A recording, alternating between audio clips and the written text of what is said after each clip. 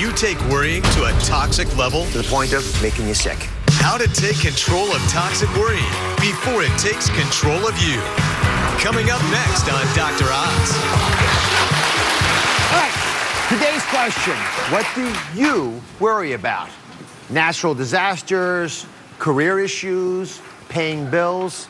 These concerns, money, family, aging, they're a natural part of life. Frankly, everyone has worries, right? You got them all here. Wait, that's not a rare one. Retirement, finances, kids, these are all common worries. But what happens when these worries intensify, multiply, and invade your thoughts to the point of making you sick? Dr. Elizabeth Lombardo says this is called toxic worry. And she's here to help you find out if your worries have become toxic, how to stop them down right now. So please explain for everybody, what's the difference between the regular old worrying that we always have in our lives and toxic worry? Yeah, so everybody worries, right? And sometimes worry can actually be motivating. It motivates you to make positive change. But it's when worry takes over your life. It's when you can't stop worrying. It's when worrying interferes with your life. You're on that hamster wheel of worry and you can't get off. That's toxic worry. And it can literally paralyze you.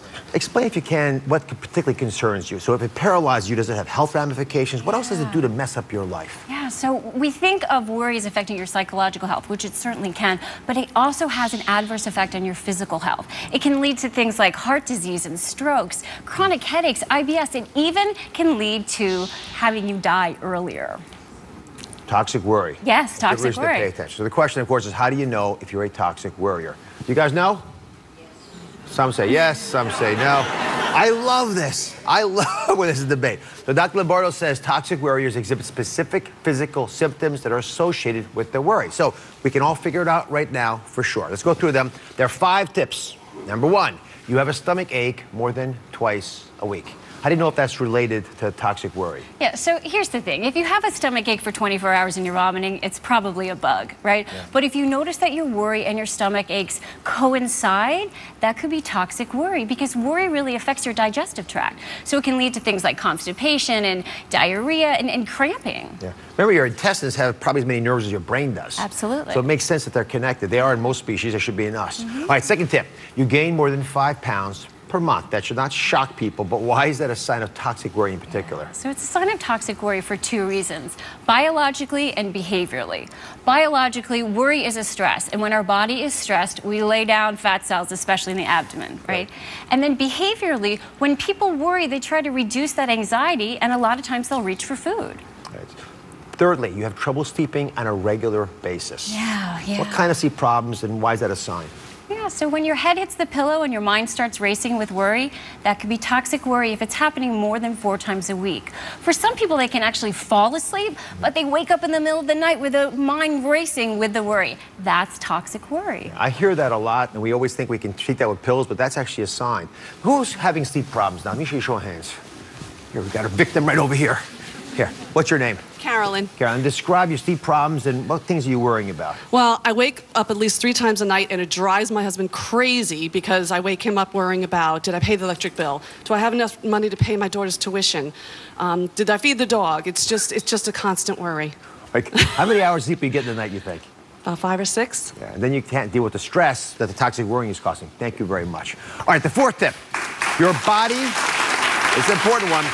Your body is full of tension, and you often feel angry. Yeah, so worry is, it's a fear that a threat is going to happen to you. And that can make you feel tense physically, your tight muscles. It can also make you tense when you're interacting with others. So if you notice that you have trouble being irritable and angry with loved ones that you can't control, could be toxic worry. Who's an angry person here? Okay. Who feels this way? You don't have to have the anger. Just that sense that you're short a little bit. Hands up. Oh, you got... Well, describe your problems. Oh, take the mic. I can't reach you. Like why I'm angry?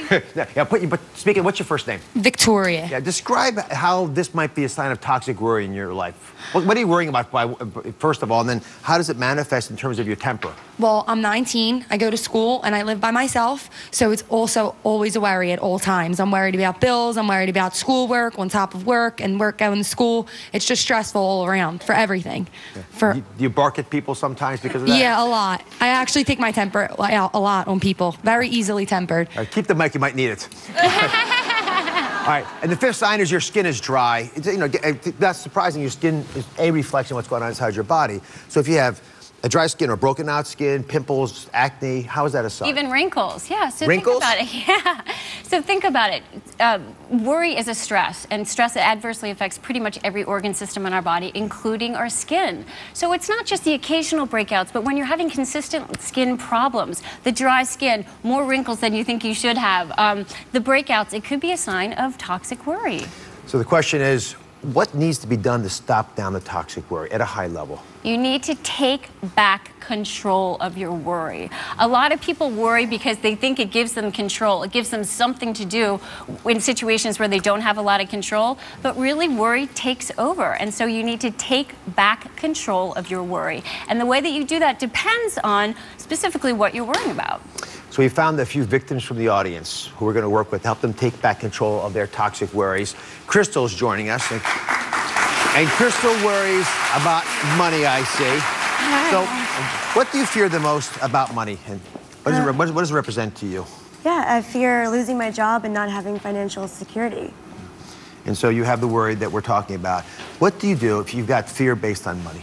Yeah, so first of all, really rationalize. When you're worried about losing your job, for example, use that to motivate you to take the steps that you need. Maybe it's getting your resume together. Maybe it's just being the best worker that you can be. And then determine the difference between possibility and probability. Just because you could lose your job doesn't necessarily mean you're likely to lose your job. Right. So if you have the worst case scenario worked out, does that bring you comfort naturally? Well, if you have the worst case scenario worked out and you're worrying about it, that doesn't help you. That's toxic worry. When you have the worst case scenario and you figure out what could I do to prevent this from happening, or if it does happen, what steps could I take, that's using your worry in an effective way. So how would you rationalize your concerns over money or your job in particular? Preparing if it does happen. So starting a savings. That makes sense. I like the resume idea. Best professor I ever had in school said, always have your resume ready. Yeah. No matter what. Because you never know. Right. And work hard. Well, working hard never hurts. Thank you very much. All right, Tony's joining us. Tony has issues with her family that she's always worrying about. And I gather, like a lot of moms, your mind's spinning about whether they're safe or not. What's specifically going on? Yes. Considering that I'm a new mom, I have a 13-month-old daughter. Congratulations. Thank you. I'm constantly worrying if her father and I am being the best parents that we can be to her, if we're feeding her enough nutrition, if we're teaching her everything that she needs to learn. So if you have worries based on family, which seems like a pretty good thing to worry about, why doesn't worrying about your loved one make sense? Yeah, so, you know, people equate love with worry. Love is not the same thing as worry. And we can love our loved ones without worrying about them. Dr. Lombardo, what can Tony do to take back that toxic worry? Interrupt the worry. A lot of times when we have worried thoughts, we feel anxious. The anxiety causes more worried thoughts, and it causes a downward spiral. Interrupt that worry. Think of a silly image in your mind. I got an example for you if you want. You want a little help? Sure. You can all do this on your own, but here's one I thought for you. Just do a little exercise for me. Look at that little picture over there. I've got a picture of a man in a bunny suit. Right, you can even have a little jingle with him if you want. It forces you to laugh off the ridiculousness sometimes of what we worry about. But if you break that cycle that Dr. Lombardo was speaking about, it'll get you out of the crisis. That's a good tip. Would you do it? Yes. All right, thank you very much. All right. Tony's here. So the what ifs. The what ifs. So I'd like to know about what ifs. What does that mean? Is that the what ifs of what could happen badly in my life? Actually, Dr. Oz, I worry about if my family or myself were in an earthquake or a plane crash or a car crash. Those are the things I pretty much worry. Even a hurricane. So those things I worry about. Yeah. How can you take back control of your what-if worries? Yeah, and it's a really common worry. Postpone your worry. This may seem strange, but stick with me here. So you want to actually schedule a worry time. And anytime a worry comes up, just remind yourself, oh, my worry time is from 10 to 10:30, I'm going to worry then. What this does is it allows you to still give yourself permission to worry, but you do it in a controlled way. You do it during your worry time when you postpone that worry. So if you could schedule your what-if worries, the hurricane fear, when would you do it? Well, I'll make sure to do it before, prior, and be more positive about it. Before, prior what? Before you go into bed? Yeah, I think that would help, yes. I just don't do it when you shouldn't be doing it. Right. You know, when you're supposed to be focusing on something else, whether it's at work or with the kids. Sleep, I brought up because we talked about it earlier. That's when a lot of people let those things come up because it's your loneliest time, right? You're all by yourself. You know, it's an away game inside our heads, and we're just trying to deal with all these what-if worries, which are insurmountable, seemingly. So that's not the right time to do them. All right, Okay. Thank you very much. Let's one more. Sharonda's joining us. And she says she's worried about worrying. What does that mean? I just can't pick one thing. I worry about finances, I worry about family, I worry about my job. I am always worried. So what do you do if you're worrying about worrying? How do you take back that control? One of the best things to do is to really focus on your breathing, and especially the exhale. When we have deep breaths, inhale and exhale, what happens is it actually reduces the stress hormone in our body. So what I would like you to do is just to put your hand right above your belly. I'll take your worrying away. Take your worry away. And you want to inhale to a count of 5, and when you inhale, your hand goes out. Hold it for 5, and then really exhale that worry out to a count of 5. Before you do that, I want to test to see if you really were doing it right. So I bought you a little present. Audience, you all have these as well. Take out your little exhaling bubble devices. Ha! I knew I could use these. I've been trying to get these on the show for years. So I want to, listen, we always talk about breathing on the show, and you know how passionate I am about simple things that don't cost you anything, that make a difference. But I want you to focus not on the inhalation, which is where most of us spend our time. We want to focus on the exhalation, because we're going to exhale out, breathe out our worries, both metaphorically but also physically. Take us through it. Yeah, so go ahead and get your bubbles Blow it ready. up. Take an inhale to 5, count 1, 2, 3, 4, 5, hold for 5, and then exhale as much as you can. Oh, that one, mine was You're doing a terrible. Good job there. There's a good one. Blow these at the person next to you. And really focus on exhaling that worry. What do you think about blowing out your worries?